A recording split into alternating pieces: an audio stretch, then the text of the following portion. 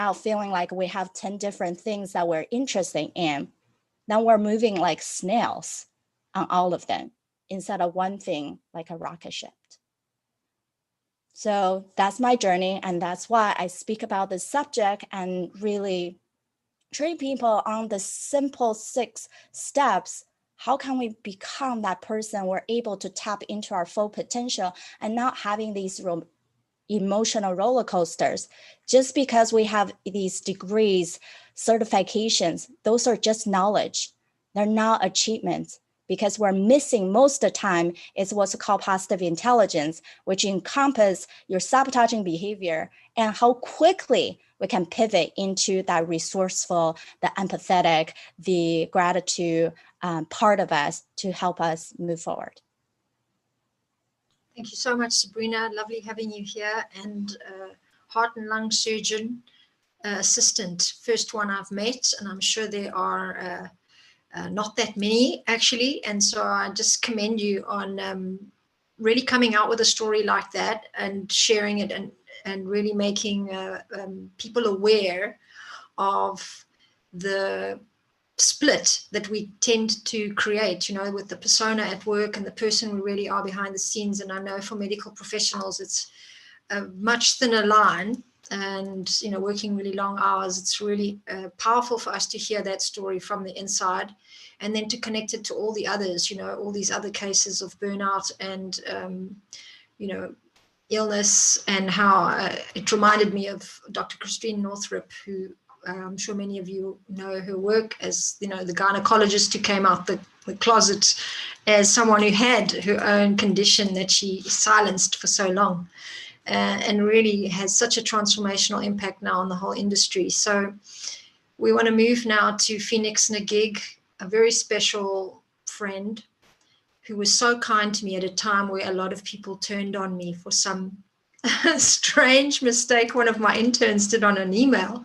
And I invited her to this panel just because she had this incredible ability to return to this compassionate kindness that was so needed in the eye of the storm, you know, where things get really hot and heavy. But Heleniq Argyrou was my guest on Women of Truth interviews because she called herself at the time a womb whisperer. And I know so much about the split between spiritual work and medical work and the need for this to come together. This is my real calling in putting this year together. And I hope to share with you more my intention as we go on tonight, because I think this is the beginning of a 5-year-long chapter in my life where I really would love to work on this subject profoundly with many women around the world. And if any of you want to join me in that campaign, that crusade, you are already invited. If you know any others that would like to, I encourage you to invite them to it too.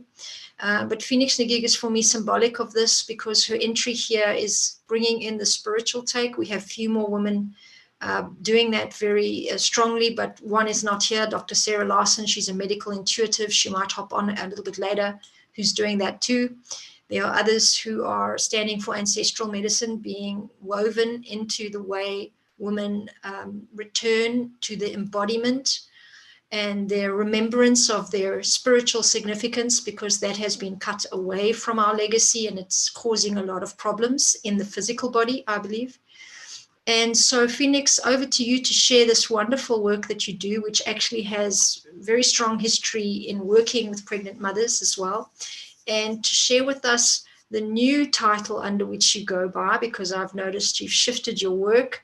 And let me just say to everybody that the reason I called Heleniq Argyrou in, as I called each and every one of you in, and I'm sure you've called me, is because I saw some photos of her in the wild, in like desert landscapes under rocks, you know, with her cowboy hat on. And she was bringing some very profound piece of wisdom in the most, you know, how people do that, where they go deep into something and then they just spout some piece of wisdom. That's like one sentence on a Facebook post. And I thought this is an amazing example of why we have to bring more women into the real consciousness of the womb and how it was used in mystical times, that consciousness to help us connect to this magic essence, the feminine essence, the divine essence. And Phoenix brought that all together with the wildness of where she was, the nature I remembered in Africa, the cowboy hat from I don't know where, but she's British. And then when I spoke to her, she had this incredible story. And I'm very glad that you're here. Tell us about your work, Phoenix. It's lovely to have you. Thanks for joining us.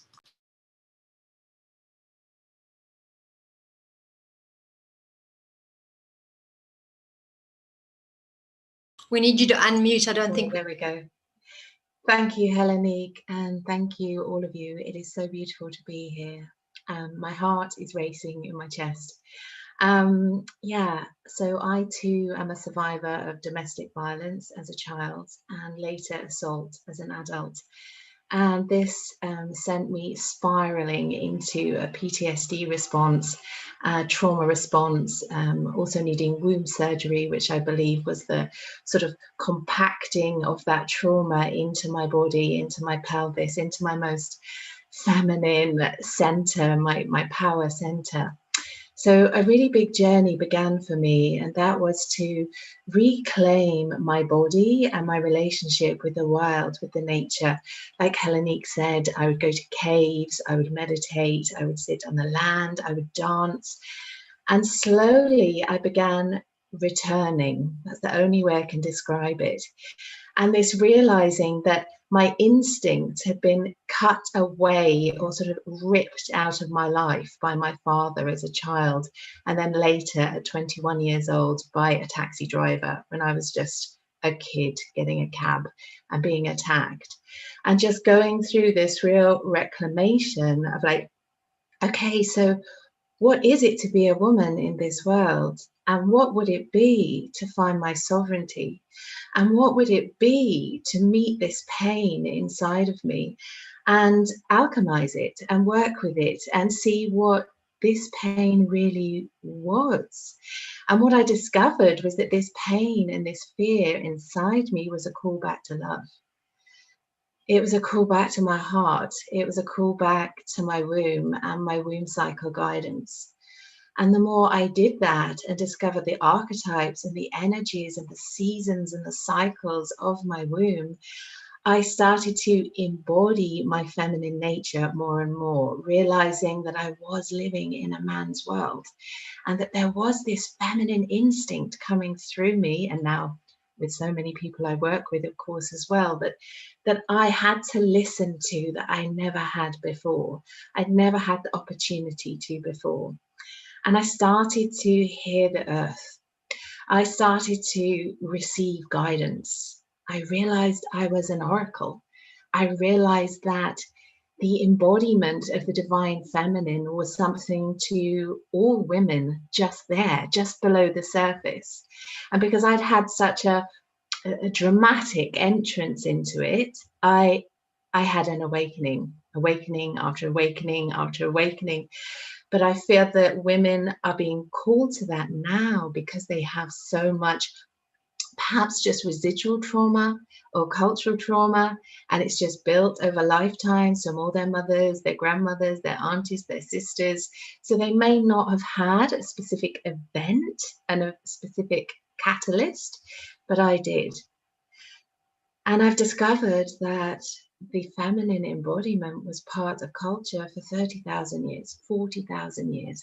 Hunter-gatherers around the world, feminine embodiment with the womb, with the heart, as mystics, as dancers, as celebrators of life, as birthers, as guardians between the gateways between life and death and birth, was a woman's role. It was a woman's rite of passage. And yeah, so that's predominantly what I'm now interested in. I'm interested in us listening to that guidance. And that guidance, the more we listen, is, yeah, I mean, it's mystical. You know, it allows us to see life in a way that the masculine sort of time framing and logic and rationale and empirical, I mean, for example, since the Greek philosophers, so that's 2,000 years ago, that's how we've grown into this sort of Newtonian rational society, scientific society. But if we go a few hundred years before that, the female priestesses were guiding those men. In the oracles of Delphi in ancient Greece in 800 BC, these women were guiding with their knowledge, which is intuitive, instinctual guidance from the source, from a deeper field of intelligence. And the womb is an access point for that. The heart is an access point for that. So I listen to that now before I listen to anyone else. And that is my work. And in that, I can hear the earth speaking, and she is screaming our name, and she is calling us home, and we haven't got much time. Yeah, so thank you. Yeah, thank you. Yeah, thank you for being here. I'm always moved hearing you speak, and I think this is the big message we all feel. Having someone articulate it like you do is so powerful. Thank you so much. I want to welcome now Dr. Sarah Larson. You missed all my wonderful references to some beautiful work that we've done together, and I am so glad you came almost in time for me to have mentioned that. As a medical intuitive, I was speaking about how important it is for us to start bridging what we call spiritual or what we see as invisible with everything else that we know to do, and to put that message out as a team of thought leaders and women working together to distribute that message more powerfully together as a group, I think would be very, very helpful for all women to know that they don't have to, shoot off into a separate corner to go and get a piece of wisdom in that space, but we can actually integrate this once and for all. And so you represent that for me, but also for those who don't know, Dr. Sarah Larson is my medical intuitive doctor. She's been working with me since last year. She's helped guide me back to Cyprus without us both knowing. That's where I was really meant to end up for a while now here. And I'm very grateful that she's offered her time and space to share her wisdom with us tonight, because she works on many layers of social change, and she has a really big project brewing at the moment. I would love you to share that with us if you feel it's the right time, Dr. Sarah Larson, but also your work in general and where you stand on the subject of women's health and the integration of body, mind, soul, spirit with science. Welcome. Thanks for joining us. Thank you for having me. I'm so sorry. I double booked myself. And when I did the time conversion, it was like, oh my goodness, I'm meant to be on this. So I'm so grateful to be with you. I'm so grateful to Helen and to the group here. I look and I see just the beauty. There's so much.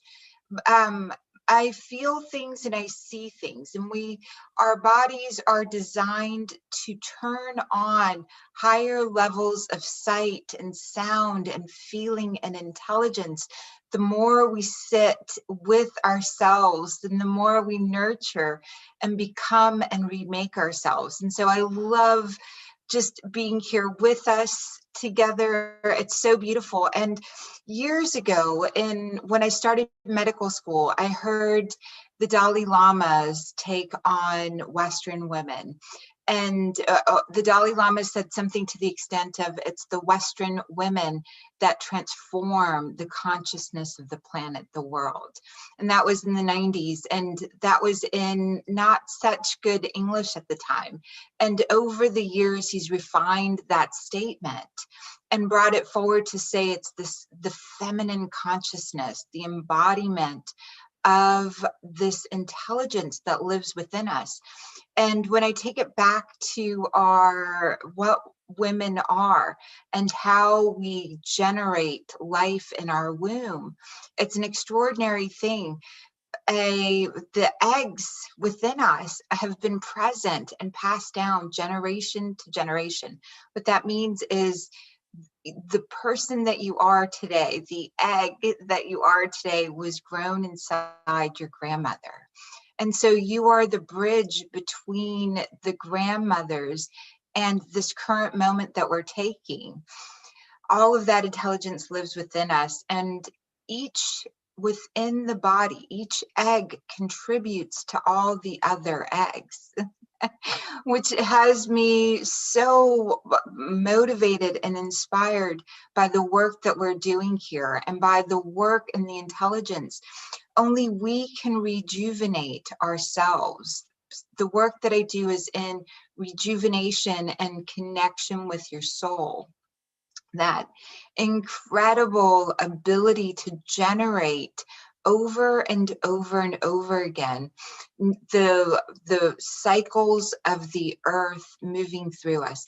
What all of that means to me is when women, powerful women, get together, what we can bring forward, no one else can bring forward, because our blood bends to the earth, because our cycles and everything that embodies being a woman, having a womb, having the ability to generate words that make the invisible visible, take whatever is given to us.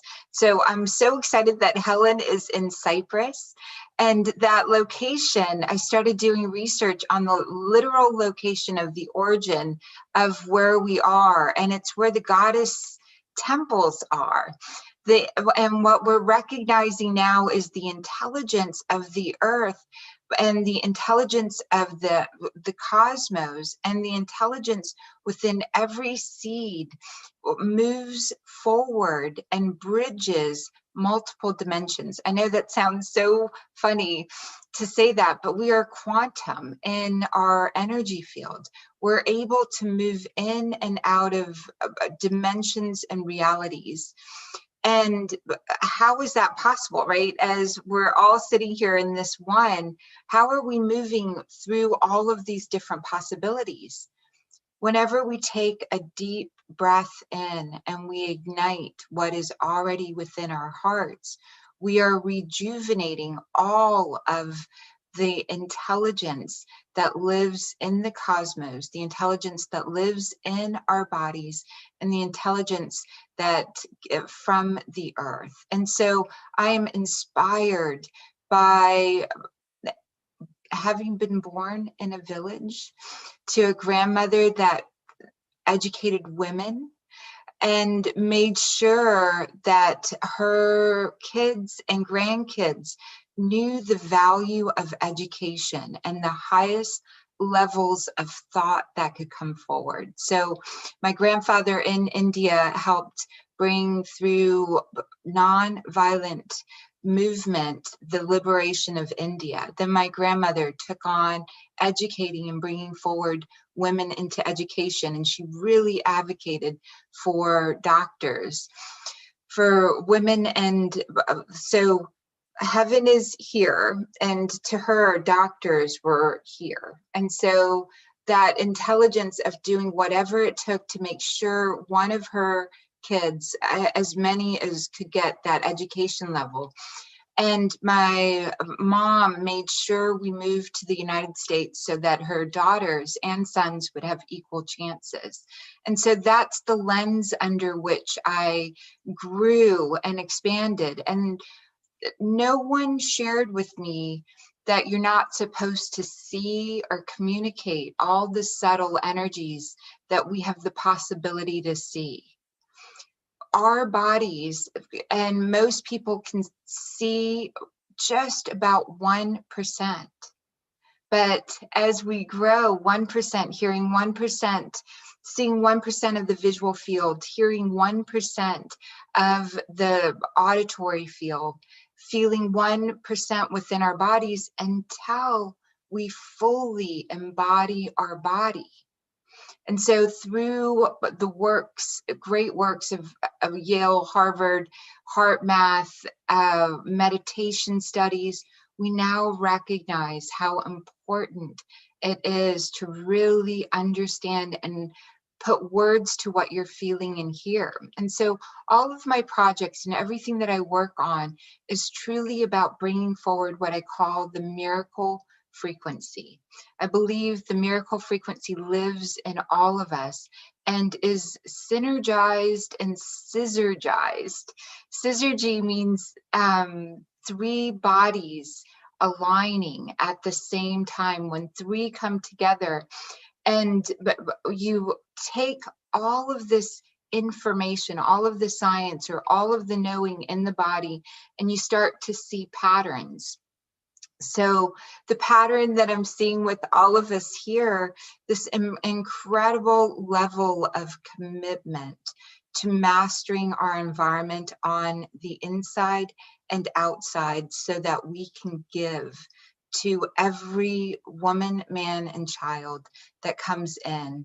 All of the studies from the UN show when you give resources to women, you give them to the whole community that she's connected to. And so rejuvenation, quantum healing, quantum connection with your soul, and then very, very succinctly being able to monetize, to bring resources forward for what your soul would want to create in the world. When you've got all of those resources, it's incredible. And it's that resources are probably what women are best at managing. You give us a little bit of something and we grow a garden. You give us a little bit more and we've got a salad and a healthy meal. You give us a little bit more and we've got a community feeding center. And so I'm just grateful to have gone back to my grandparents' village and helped donate the land that was my grandparents' medical schools and education facilities are now there, and more is being built. And my grand vision in the world is to have every Army, Navy, military facility be a vertical garden of safety for women, children, and education on the center, and concentric rings going outside of that. We've for the men on the outside of the garden, women and children on the inside, educators and healing centers on the inside. That's my big grand project of many, many years coming to fully be realized. My current project is to form powerful alliances with women making a difference in the world. We've already got a community of small dedicated women and men that are working towards making the change wherever they are. And so I'm so grateful to be here with you and so excited to see what we produce from the love of our hearts and from really understanding the difference that we can make. So thank you. Thank you so much, Dr. Sarah Larson. Aren't we an amazing, amazing, amazing group of women? I see two of my speakers for the 9th of January full day conference arriving and waiting to introduce themselves. And I would love to share that with you very soon. And then after that, I will be introducing you to 3 women that I invited specifically because of their deep interest in health and their unique contribution to health in general. And I'll introduce them to you on a networking level. And it's my commitment to you all tonight to connect you with 3 very special women that I think would really resonate very strongly with you and your particular area of interest. And they are women from the network on LinkedIn, private connections, but also women that I think would really love to meet each of you, but couldn't make it tonight, or maybe you know of them, but I would be very happy to make that introduction. And so for those of you that have shared already, please start thinking about what is your very specific intention for the 9th of January in terms of the message that you would like to get across, because I would like to come back to everybody and just get a very crisp, clear 1-sentence intention for what is your message you wish to put across, because my wish is that we refine very strongly what we are all doing together on that day. And I will be communicating with each of you again, obviously separately on the Facebook group through emails to really hone that in and make it even clearer. But as we work through today, we can also see the synergies between each other. And obviously the mini mastermind idea was to offer an opportunity for us to really network with a lot more information, and this way look at how we can make bigger impact through these relationships with each other and what could come from them. Our next guest then is Dr. Shutti Podar. I will have you all know that I just fell in love with her because she works with one of my most favorite things in the world, which is sacred sound. and her work is deep, profound, and really from the source of vibrational healing. She's a medical doctor as well as a healer, and she runs a very interesting hotel, which I've already been invited to. And if you want to come along, let's put a whole group together and travel to this amazing place where she's representing the heritage of India in one of these beautiful architectural spaces. But really her work is in teaching trainers how to actually disseminate this very powerful wisdom and knowledge from ancient India, from the Vedas, on how to use the vibrational field, mainly through the nad, which is the sacred sound in the body and in the vocal cords. And she's going to tell us a bit more about her work. Thank you so much for joining us, Dr. Shutti Podar. To you.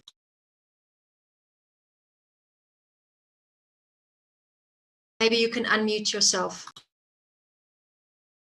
Sorry. Can you hear me now? Yes? Okay. So thank you very much, Heleniq, for inviting me onto this very warm platform of beautiful women coming together. Yes, the journey of sound has been with me ever since my childhood, and somewhere along the line in 1992, I had a surgery and I discovered the power of sound on my body when I healed my pain in about 1.5 seconds with inwardly chanting a single sound. So really the journey of research began after that, and in this long journey of so many years, now 28 years, I have healed people of epilepsy, of various conditions, of sciatica, of many, many conditions with the power of nada. Nada is not just sound, but all forms of vibrational energies in this universe.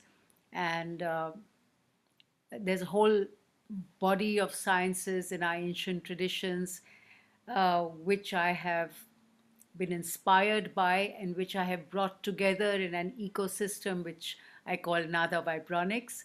In fact, this is the first time in 28 years that I have decided to disseminate this knowledge on to making teachers. So far, I've been teaching people how to heal themselves, but I've decided now to pass on the special knowledge to initiate and then to have many, many teachers of this very vast ecosystem of vibrational healing, which includes the Shutti healing technologies from India. It includes various tools of vibration like visualization, very, very powerful visualization techniques which can change not only your consciousness, your health, but also influence your environment.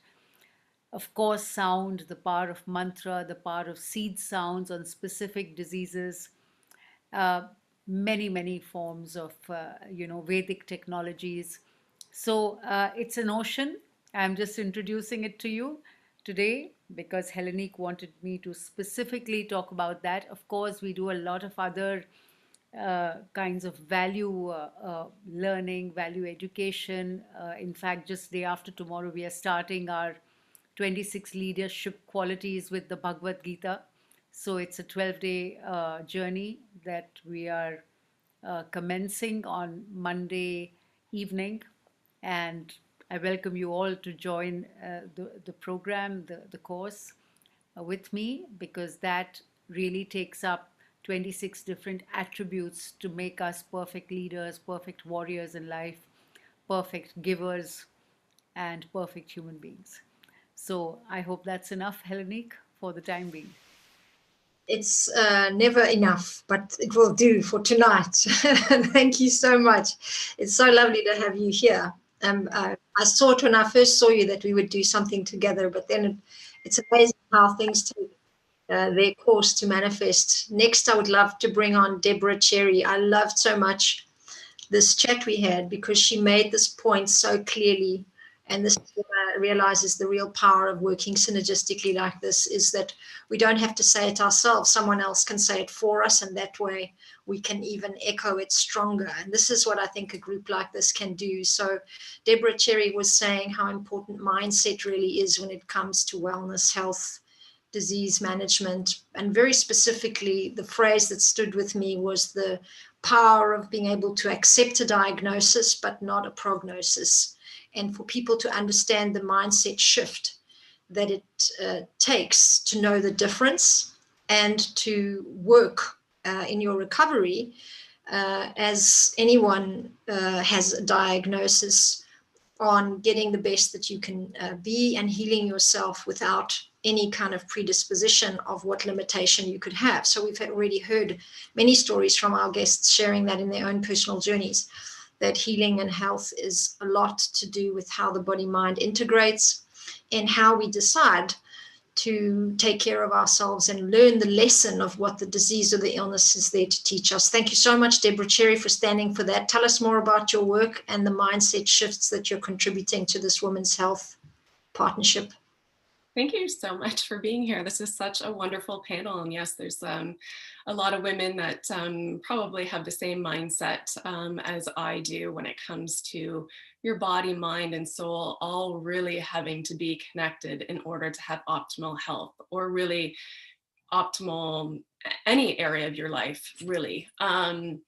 So there's always an energy that's running to and through us. And it all starts with and we are in control of this, of what we're willing to believe. And you can't come from health and wellness if you have a mindset that is so different.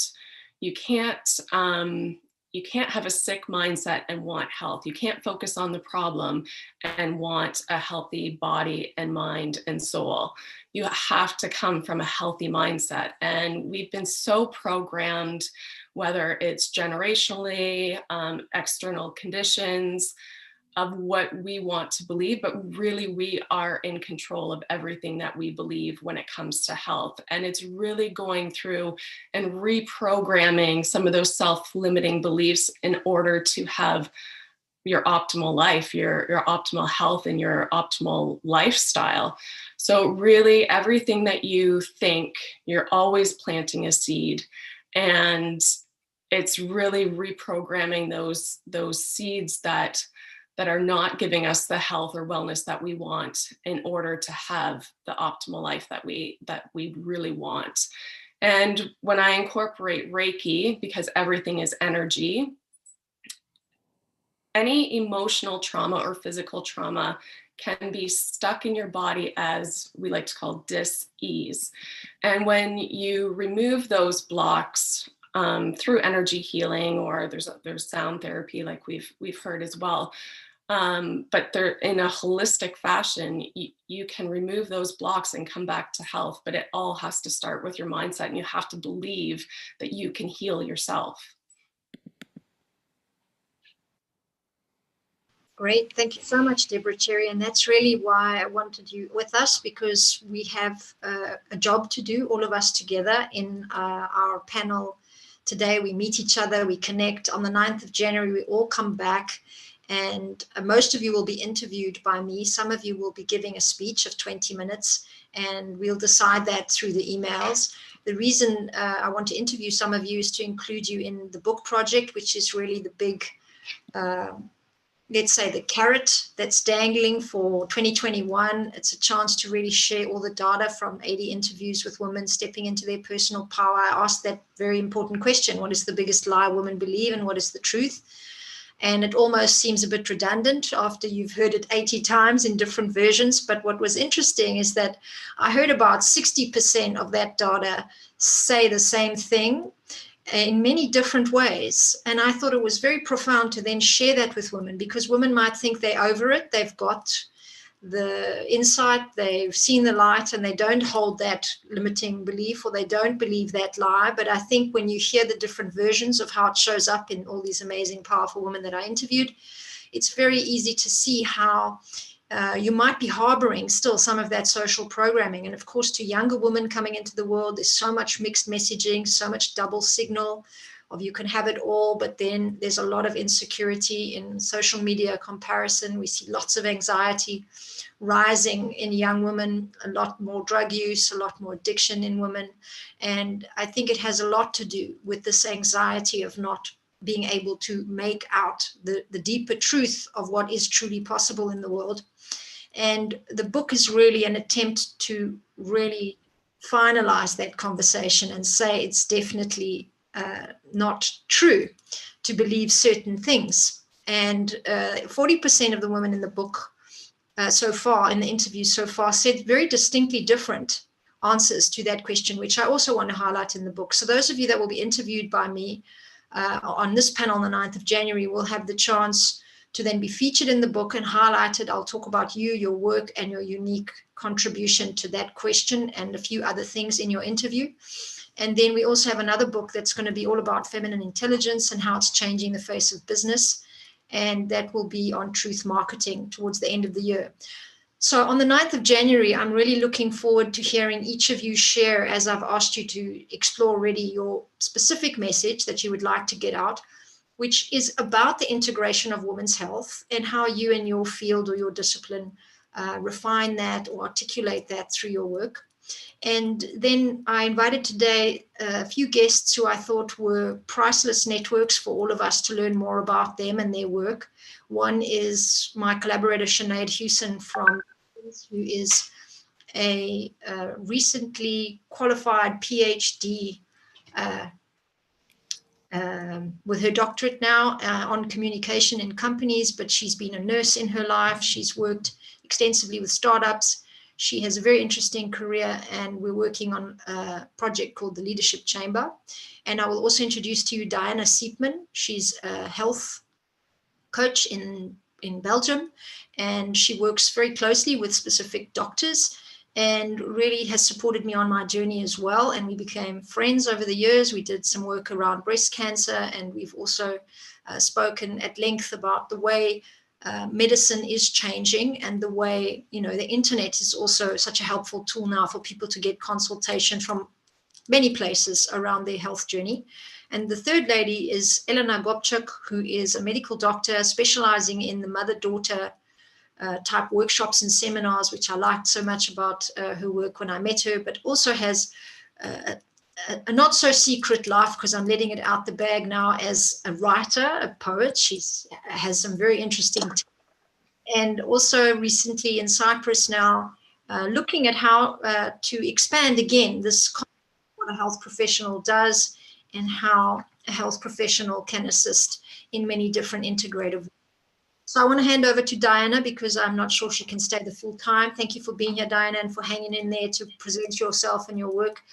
Floor's yours. Tell us about what you do and how you might network with the group if there's anything that you need or you can gather from the women here. We can also take it further in a more targeted networking afterwards when I share contacts with you.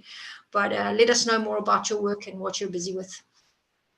Wow, I'm sitting here in awe, Heleniq. Thank you for inviting me to this panel of wonderful, powerful, inspiring, heart-centered women. I know I sent you a message earlier that I wasn't actually feeling so great this afternoon. I went for a walk and now I'm sitting here, and this is just fueling my energy. It's wow, wonderful. Thank you for including me. So my passion lies in the functional medicine approach of especially helping people with chronic health conditions. And I don't know if everyone is familiar with functional medicine, where I see the difference between conventional medicine and functional medicine. In conventional medicine, maybe more putting the focus on symptom management, quite often using medication to do that, and the functional medicine more coming from the root cause resolution mindset, really uncovering the underlying causes of disease. I preferably say we find it when it's still dis-ease before it manifests as diagnosable disease, so that we can get in front of various dynamics that are maybe just blockages and impairments, things that we have the power over changing if we listen to our body and connect with our intuition and find the right path forward, which is very, very individual, because the root causes of disease are always individual. And I think it just needs the guidance maybe of someone who can bring clarity in that that vast amount of information that we can all find on the internet, which confuses people, right? Because a lot of information even contradicts itself, which doesn't mean that one is right or one is wrong. It's just maybe one thing is right for one person, the other is right for another person. And I really got into this in a way quite by chance. If somebody had told me 10 years ago that I would be working in the medical field, I don't think I would have quite believed it. So my background is marketing communications, and it's interesting that the companies that I worked for, one way or another, they had products or services that had to do, in the broader sense, with health, but I was in marketing communications. So I really got into this, like I think probably over 90% of people who work in the functional medicine field, because of my own health journey, which came to a point in 2012, about 6 months after my daughter was born. I was in a very, very bad place. I was in a lot of pain and tired, and just my brain didn't function. And I was just surviving, really. And when the pain got so bad that I just thought, okay, I need to speak to a doctor. I need to do something so I can take care of my children. I mean, I was barely able to walk without pain, let alone sit on the floor, play with my kids. So I went to see just our conventional GP, explaining my symptoms, and really all that he came up with was a suggestion to prescribe anti-inflammatories to give me some pain relief. And now today I have to say, if I hadn't been breastfeeding my daughter still at the time, I would have probably taken it, because I was in such a bad place that I just needed help.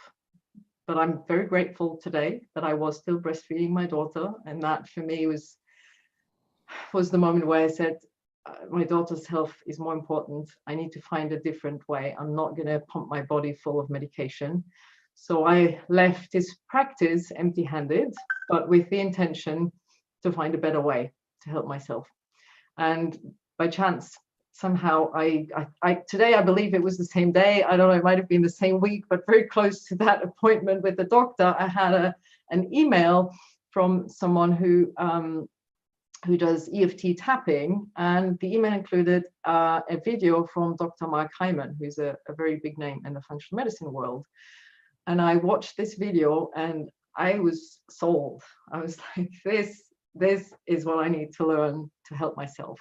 And that's really how it started. I did this to help myself, and I spent an incredible amount of time to get my hands on really free information that was out there on the internet, to figure out what I could do to strengthen my body, get out of this pain, out of this vicious cycle, out of the pain.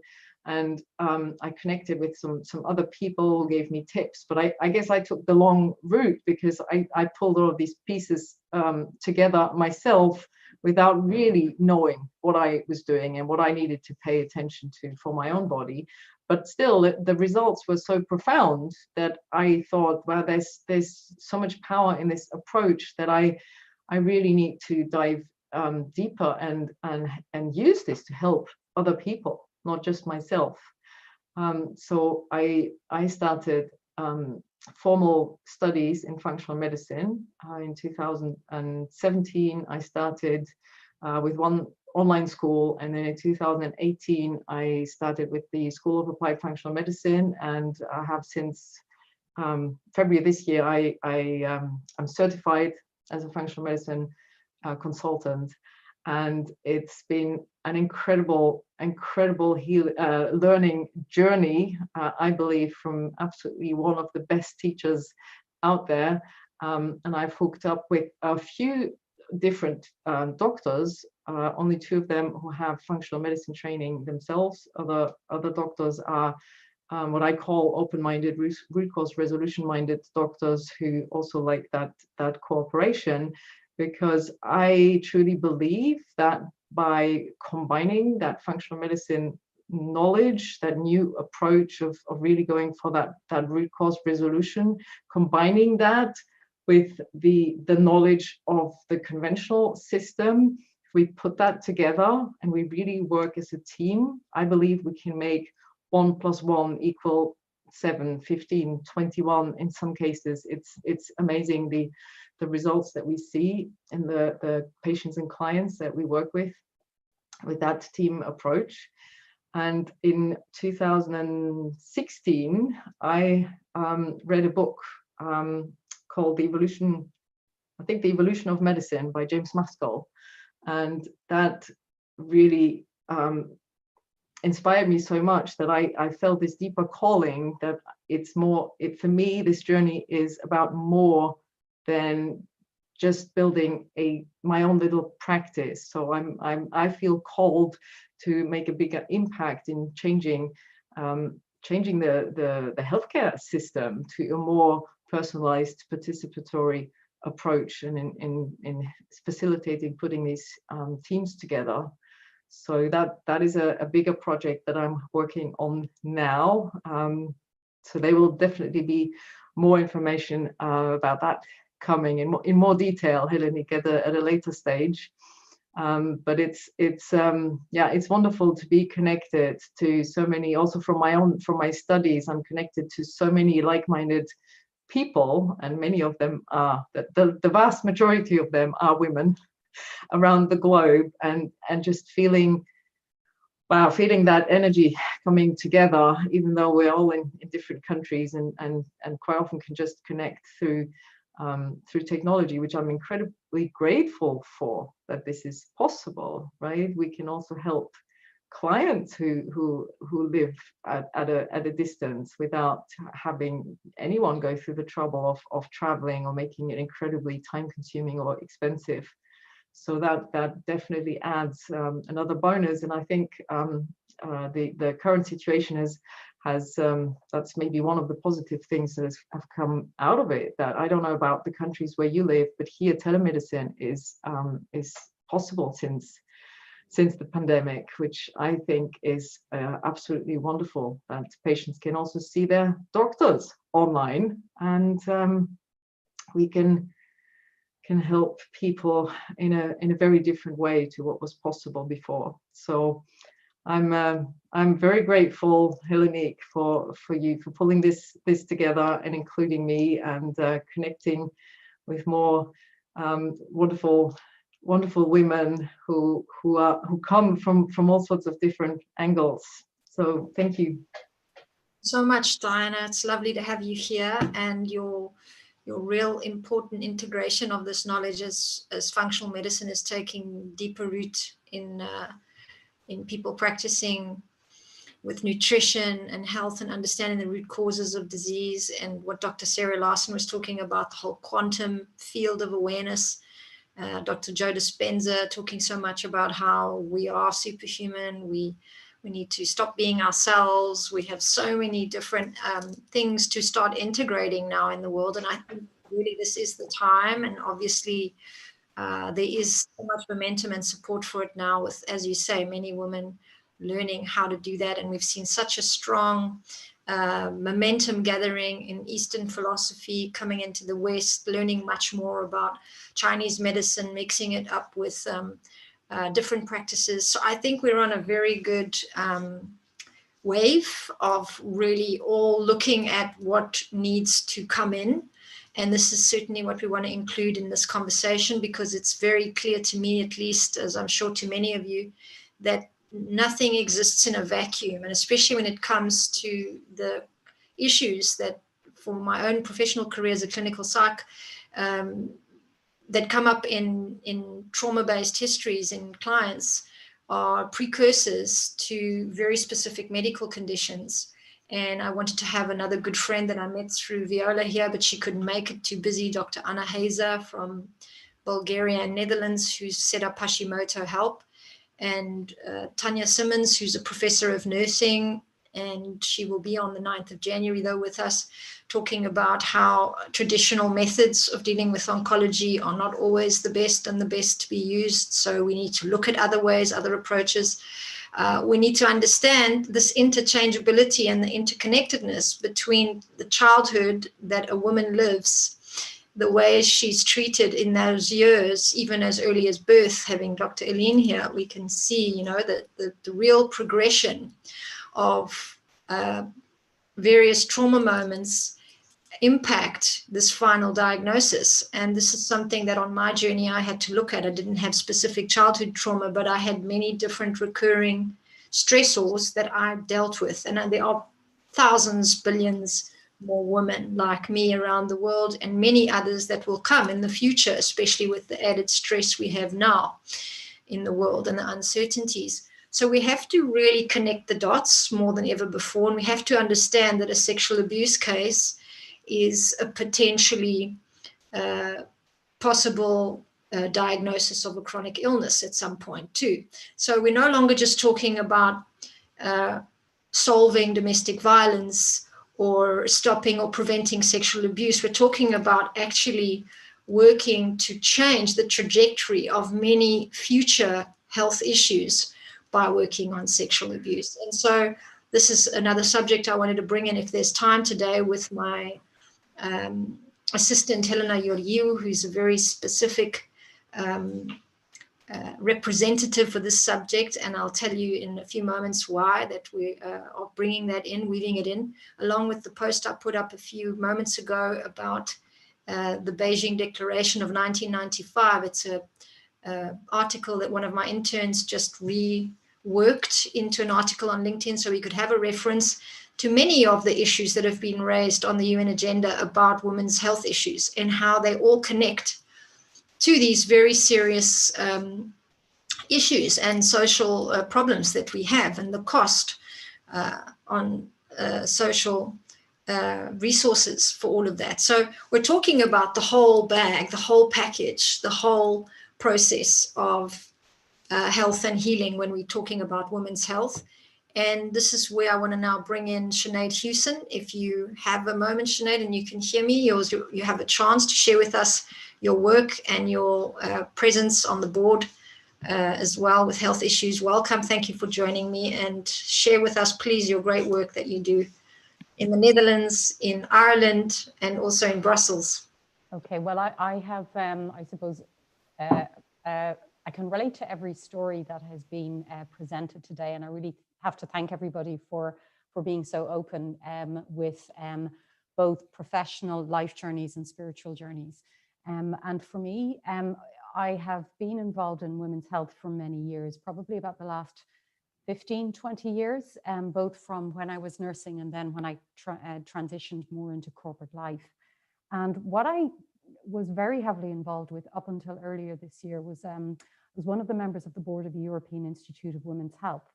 And they've worked at policy level in Europe in order to highlight gaps which can be closed, but also areas where we need to look at things differently. So for example, we're very much involved in lobbying within Europe to